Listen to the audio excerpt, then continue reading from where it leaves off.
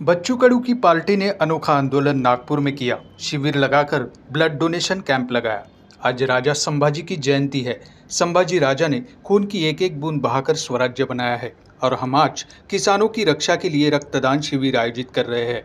हम रक्तदान के माध्यम से सरकार को एक संदेश देने का प्रयास कर रहे हैं। उन्हें समझना चाहिए कि आज के रक्तदान में कल का रक्त बचाए बिना बच्चू कडू ने संकेत दिया है, यानी कल आंदोलन होगा और फिर आप गोली चलाएंगे और खून बहाएंगे। यह कहना दुनिया की सबसे बड़ी मूर्खता थी कि इस घर के पास रक्तदान शिविर नहीं लगाया जा सकता, क्योंकि यह मुख्यमंत्री का बंगला है। इस दौरान शिविर में भारी संख्या में नागरिक उपस्थित थे।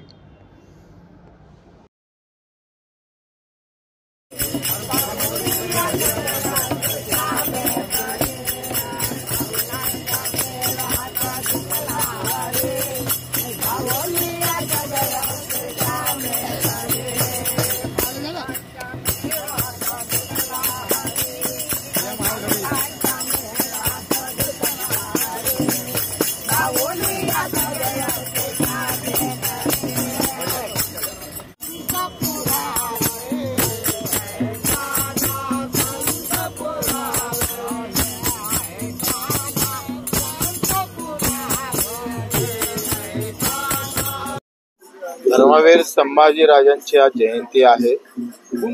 एक एक रक्ताचा थेंब सांडून स्वराज्य निर्माण करण्याचं रक्षण करण्याचं काम केलं।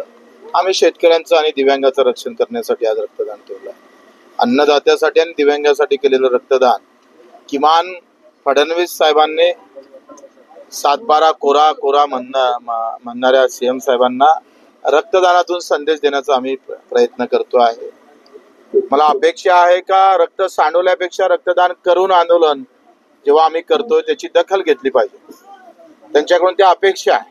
ते खरे राम भक्त असेल तर त्यांच्याकडून उद्याचं रक्त सांडवायचं आंदोलन न होता या रक्तदानातून त्यांनी आम्हाला संदेश द्यावा। या सगळ्या मागणीच्या संदर्भात त्यांनी आपली भूमिका स्पष्ट करावी। गेल्या 3-4 महिन्यापासून ते बोलतच नाही कर्जमाफीवर, म्हणून त्यांनी बोलतं व्हावं यासाठी हे आंदोलन केलेलं आहे। उद्याचं रक्त सांडण्यापेक्षा म्हणजे नेमकं काय म्हणायचं तुम्हाला? म्हणायचं तेच उद्देश आहे का उद्या आंदोलन होईल, संख्येनं लोक जास्त येणार आणि तुम्ही गोळीबार करणार। आम्हाला जसं आता अटकवलं तेव्हा बऱ्याच ठिकाणी पोलीस लोक तिकडे 28 जण काश्मीरले मृत्युमुखी पडले, तिथे 4-5 पोलीस शिपाई असते तरी ते वाचले असते। पण रक्तदानासाठी सुद्धा मनाई करतात का सीएमचा बंगला आहे इथून इतक्या अंतरावर रक्तदान करावं।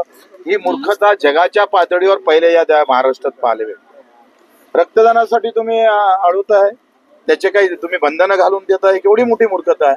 आणि म्हणून असं होऊ नये, त्यांच्याकडून दखल घ्यावी।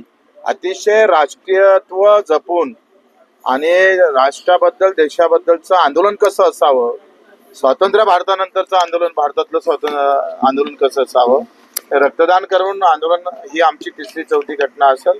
देशाच्या पातळीवर पहिलं संघटन असेल तर ते रक्तदान करून आंदोलन करतं। त्याची दखल घेतली। आंदोलनाचा आता दुसरा टप्पा आहे, मशाल यात्रा झाली, आता हे रक्तदान होत आहे। पुढचा टप्पा काय असणार आहे? रायगडाचं आंदोलन झालं, नंतर मशाल झाली, आता रक्तदान झालं।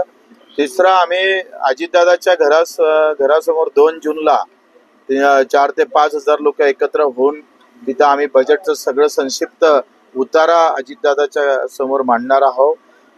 त्यांनी म्हटलं होतं का आम्ही पेन्शन वेळेवर देऊ, अपंगांचं वेळेवर भेटलं नाही तर वित्त सचिवाचा पगार थांबवू। आता वित्त सचिवाचा पगारही थांबवला नाही आणि आमच्या पगार मानधनही वेळेवर भेटत नाही। दादाची दादागिरी संपली ही सांगायला आम्ही बारामतीत जातोय। नंतर 3 तारखेला पंकजाताई मुंडेच्या गावात, नंतर बाळासाहेब पाटील जे सहकार मंत्री आहे, ते कर्जमाफीच्या विषयात आम्ही तिथे बोलणार आहोत। तर तुम्ही उद्योगपत्यांना किती माफ केलं, आम्हाला किती माफ करणार आहे। आणि मग संजय राठोड आणि 6 तारखेला आम्ही फडणवीस साहेबाच्या घरी पुन्हा आम्ही चटणी भाकर घेऊन इथं थांबणार आहोत। त्यांना पुन्हा विनंती करणार आहोत, तरी जरी झालं नाही तरी तुकडोजी महाराजांच्या मोजरी या गावी 7 तारखेपासून मी स्वतः या सर्व मागण्यासाठी अन्नत्याग आंदोलन सुरू करणार।